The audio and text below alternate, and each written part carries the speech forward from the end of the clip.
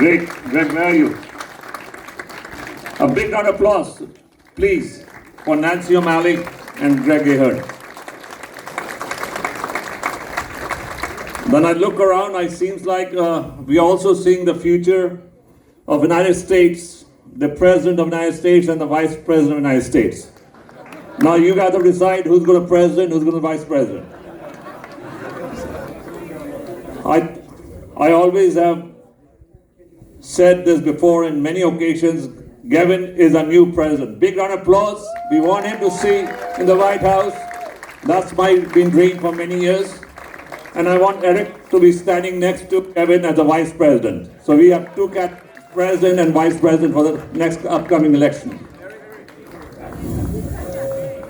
You guys agree with that? President and vice president candidate from this great host. Joe is here, but Joe and Billy, they put this big event, mega for Eric. Eric is our nephew. He's our family. We love him as a little nephew all the time. Eric, you know we love you a lot. And a lot has changed in our personal lives, but nothing has changed in what motivates Gavin Newsom to be in public service. And it's to fight for you, and it's to fight for our great state. So it is my pleasure, it's my honor to introduce to you our 10th anniversary guest in an election that will truly decide the future of American democracy with so much on the line here in California. My friend, your governor, Gavin Newsom.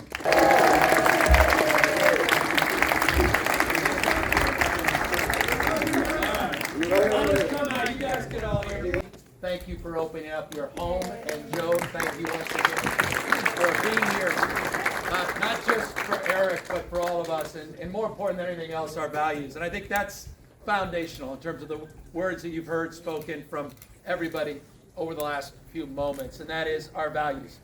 They're on the ballot. The things we hold dear, the things we can no longer take for granted. I mean, when we were sitting on that airplane, Eric and I, none of us could have ever imagined the world we're now living. Never imagined that we'd be debating this notion of liberalism versus illiberalism along the lines of what Eric just advanced. This whole idea that democracy, this precious thing that we've come to take for granted, quite literally is at risk in real time in our life. This notion of pluralism, a value we hold dear, this notion that we can live together and advance together and prosper together across every conceivable and imaginable difference. That's being challenged at this moment of xenophobia and racism and othering, people that don't look like you or love like you. It's a remarkable moment in our history. And so much of the history of this country is being made right here in your backyard, in this region, in our state, the most diverse state in the world's most diverse democracy, where people proudly are living and advancing together across every conceivable difference. I am not naive about the challenges we face. No one is naive about the challenges we face, but this is a state where 27% of us are foreign born, twice the national average. This is a state that practices pluralism. It's a remarkable thing. A minority-majority state, a universal state. In the world, it's not an exaggeration. The world looks to us to see that it's possible to live and advance together across so many differences. So our responsibility at this moment is outsized as well. The opportunity Eric laid out clearly presents itself anew in the next few weeks. He hasn't given up. And by the way, none of you have given up. How do I know that? You wouldn't be here if you've given up. You wouldn't be here if you've given in to the cynicism and the negativity that defines so much of our politics. You are stepping in to this debate and conversation for one reason. Not only have you not given up, you recognize you have agency. We can shape the future. It's not just in front of us, it's inside of us. It's our decisions. For every entrepreneur here, and I'm looking around at some of America's most impactful entrepreneurs, so I know my audience. You understand what I mean. Entrepreneurs don't just accept things as they are. They manifest things. They recognize the future is inside of them. Again, decisions, not conditions, that determine our fate and future. And so thank you for deciding to come here today. Thank you to all the elected officials, which is about half of you, for deciding, to serve at a moment when people are walking away. People have just had enough, because let's be honest, all of us, let's be honest, it's been a hell of a tough few years. And anyone who thinks it hasn't had the time to reflect on what you've been through, the trauma we've all been through, the anxiety, the fear. This has been hard. But you know what's remarkable? Your resiliency.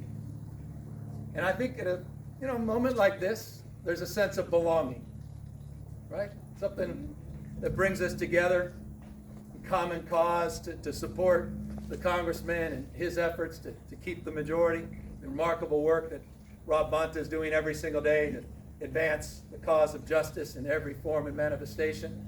But that common cause is important because, a lot of us are feeling a little disconnected, feeling a little isolated, in every way, shape, or form. And it's so important that we find common cause in something that could bring us together as opposed to divide us. This quest, this universal quest of belonging, we're all on it. We all want to be loved. We all need to love. We want to be respected. All of us want to be respected, heard, seen.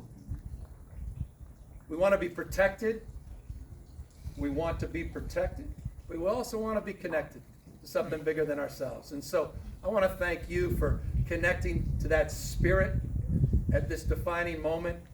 I know that's real cliche, but a defining moment in terms of the architecture that is the dream. And I'll close on this because I am the governor of the state of California.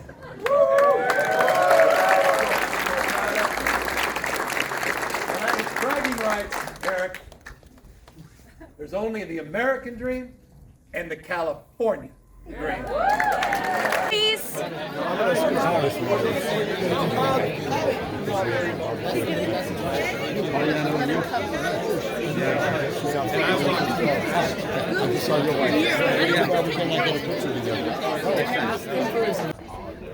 Tough job, huh? Tough job.